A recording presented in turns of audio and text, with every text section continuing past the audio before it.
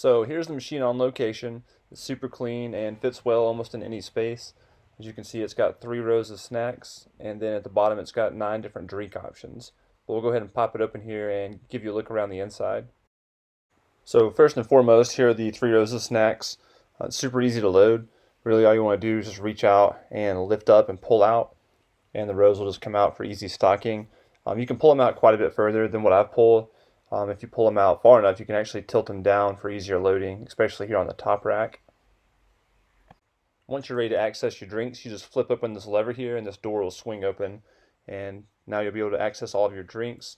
You can load up everything. There's some high capacity trays in the middle. Some in the bottom hold like 9 and 12. And the very bottom is a pre-chiller. If you have some extra drinks, you can throw in there. And then all you want to do to open these is push these 2 metal tabs in, and then this little drawer will slide right out. It's pretty tricky to do with one hand, but either way, we'll go ahead and actually add a Gatorade in here while we're here. And basically you'll load these cap down. And in case you're curious about how to load anything, it's in the manual, and there's also a quick reference chart here on the inside of the door. And it'll show you what cans, what bottles can go where, and which slots, because it does matter on the sizing a little bit. But it's a super helpful quick reference chart. All this is actually in the owner's manual, but super handy that they put it right here on the door just to kind of give you a heads up on things when you're on the fly.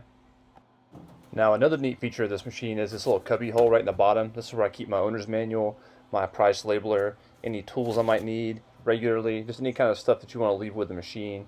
You can just put everything right there and it's going to be available for you. And then right here we have our change. Whenever people buy stuff, this bucket will fill up. And right above that is the coin mechanism. This is where the coins are actually sent back as change if it's needed to be. And then just right above here, we also have our cash box. It's super easy to disconnect this. Just push the blue button, it pops right out. And this little blue door will open on the side to see how much cash is in there, but there's just a few ones, so we'll just pop it back in. Now for this live display, it's super easy to work. All you do is open the door up, and there's a metal panel here that you'll remove. It's a single wing nut. All you have to do is unscrew that, and once you get that popped off, this thing will just tilt back and lift out, and then you'll be able to load your drinks in from the top. And just make sure that you have all of your drinks matching the codes on your machine. That way they dispense the proper item. And you also want to make sure that you put this plate back on, or else if you don't, the snacks that get dispensed will fall right into your live display. So now for the most important part is setting your prices. This is straight out of the manual.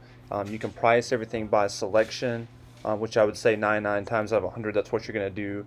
Or you can set them by row or tray. That's also somewhat common. And the least common, but it's still an option, is to set the prices for the whole machine, and here are the steps for those.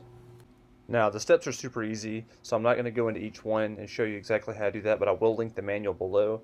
But see this little blue button back here on your motherboard? If you're going to set a price or doing diagnostic, we'll go ahead and press that. That is going to be your starting point for any type of work, and then you'll shut your door, and then from there you'll see you're in currency mode, and then you just follow the steps out of the manual. One thing I do recommend, however, is testing the different products in your machine to make sure that they match up with the prices. I went ahead and labeled all my prices.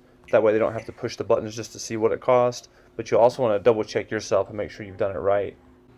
And an additional option that I highly recommend is the multi-vend option.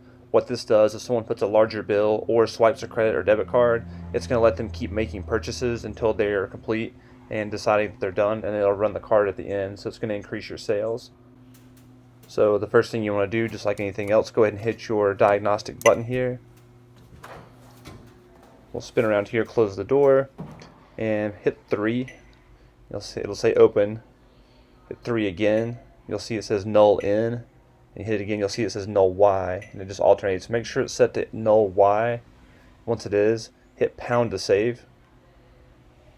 Alright, it stops flashing, and then hit this 3 times, the star, and that'll save your option.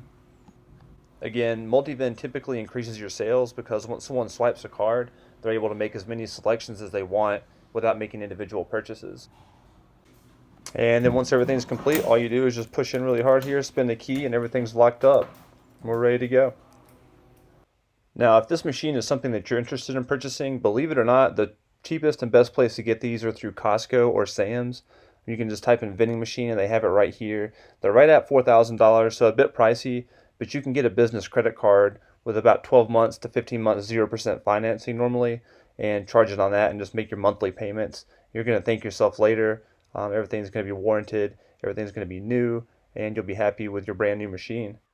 But I hope this video is helpful. If you have any ideas for future videos, please let me know. Until then, click like and subscribe, and I will see you next time. Peace.